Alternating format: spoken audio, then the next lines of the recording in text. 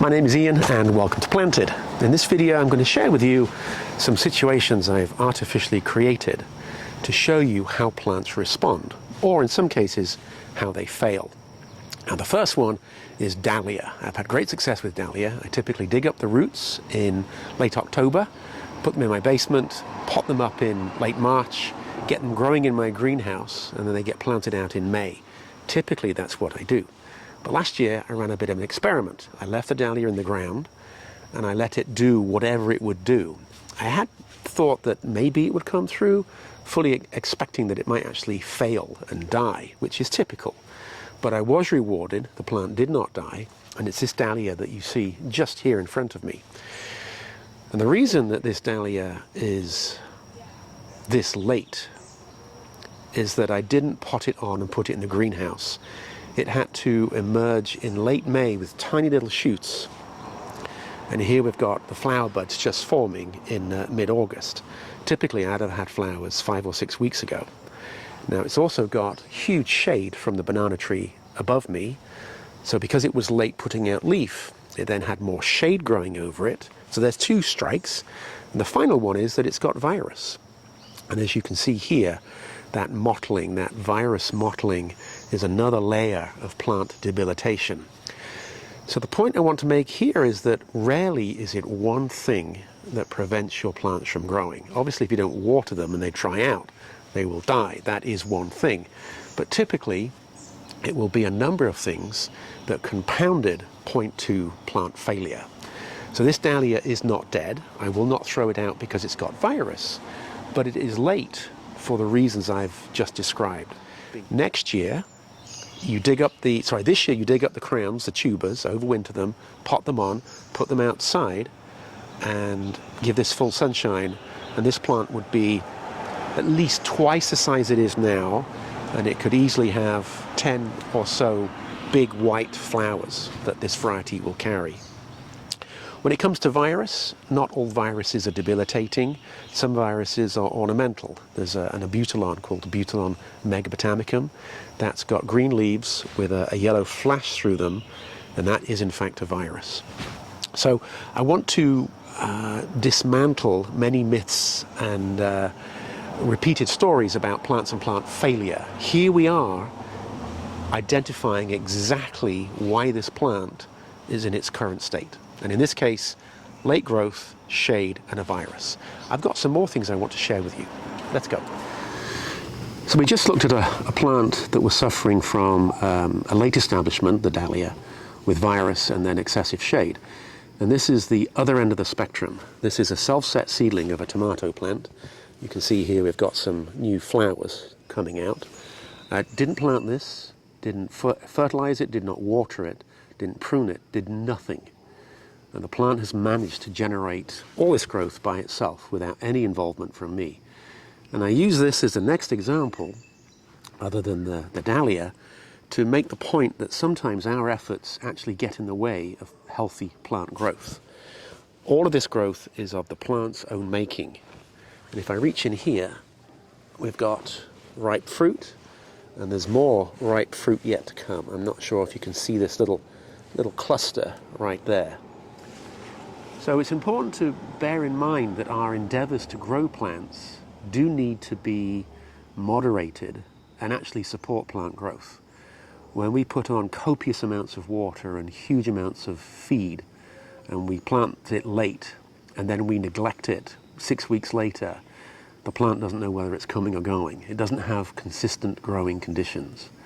And that's all plants need: steady supply of water, a reasonable supply of nutrient, sunlight, and a temperature to match, and oxygen. And plants will take care of themselves. They'll do very, very well. And I think that this is a good example. Sometimes you might be trying too hard to grow a plant, and you just need to take your foot off the gas and let the plant catch up. And this is a very good example. Let me show you something else. So here I am peering under the beautiful Arundodonax. You can see a branch here. Let's just push that away, and I've got this pot. And inside the pot is a plant called crinum, or crinum. And the It's a bulb. It's a very beautiful bulb. This is a very select cultivar. I've had it for, I think, 3 years now, and I haven't yet had a flower. And that's because the bulb needs time to swell up and essentially mature, and that might take a number of years. Now, down in the south, this is a mainstream plant that does very well outdoors year-round. Here in the northeast, where it's a bit colder, I have to make sure it doesn't freeze in the winter, at least severe freeze. But what's happened now is that the Arundinodonax is shading it so much as the sunlight comes around. It's not until 3, 4, and 5 o'clock at night that this is getting the sunlight that it needs. And the example I want to share with you now is that as your garden grows, it changes. So conditions in April that might have been perfect are no longer perfect. This Arundinodonax has got so big that it's casting excessive shade on this plant. I'm going to move this, put it in a new location, and if that works, we might get flowers set in late August, maybe going into actually flowering in late September. So I'm going to move this and put this in a much sunnier spot in an attempt to try and jumpstart its growth. I hope it works.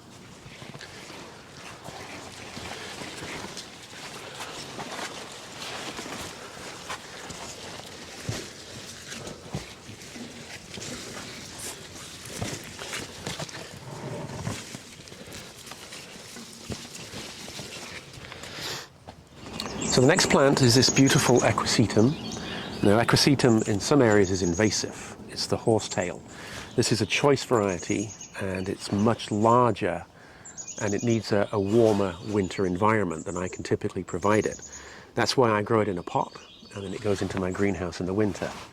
Last winter, because I was a softie and let a mouse and his buddies take up residence in my greenhouse, it decided that this was a wonderful food source and promptly decided to eat all the roots.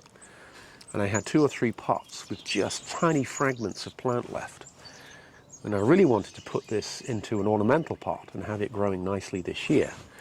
But I decided that the better way to grow it was to put all those root fragments into one pot. This is my choice Monrovia pot, and actually baby it for a year, not be too quick to advance its growth and potentially lose those little root fragments. And I'm very glad that I did that. So in this particular example, a little patience goes a long way. Don't be too quick to try and force plants to do what you want. Let them catch up with you and they'll do very well. This has put out new growth. All of the lime green thinner branches are all new this year. This is one that came through last year. You see it's got the grey top on it. So next year, this will go through the winter in the greenhouse without any mice attacks. And next year, I'll be able to have the plant grow exactly as I want it. So this is very much that example of patience rather than rushing to get the result of your dreams. I've got something else I want to show you. Let's have a look.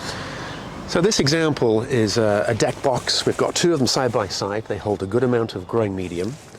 And I planted in it ivy leaf geraniums. These are absolute mainstream in that they very elegant, very classical, and if they get a few hours of dry, they're not going to suddenly curl up and die on you. So this is a good plant for this situation where it gets mid-afternoon, late afternoon, bright sunshine. But I wanted to be able to grow something on this metal fence up here, so I chose Cooke scandens. And this is a video I did last year on this plant, last week on this plant. Just look at that for a flower. But these 2 plants require very different growing conditions. The ivy leaf geranium likes it hot and can take it on the drier side. Because Cooke is a vine, it wants moist, cool roots, and then all of this vining growth can go up through bushes and through trees to capture sunlight. I deliberately underfed this and was very frugal on the water, and you can see what happened. This mottling of the leaves, this is typical. In this situation, this is lack of fertilizer and lack of water. The plant went from rapid growing with ideal conditions to suddenly having depletion of water and nutrient, and this leaf coloration is what happens. This is very common in August because we've neglected our plants, we're doing other things, and the euphoria of spring has long passed us by. I have since rewatered this many times, got all of the growing media up to a uniform hydration. I fed it twice more with a dilute fertilizer application, and in a few days this plant will start to flash green again. But I use this as an example to show you how plants can be ticking along very, very nicely. You have a momentary lapse of concentration, miss the watering, miss the fertilizer, and plants in pots will reward you with this type of growth. Thank you so much. Bye for now.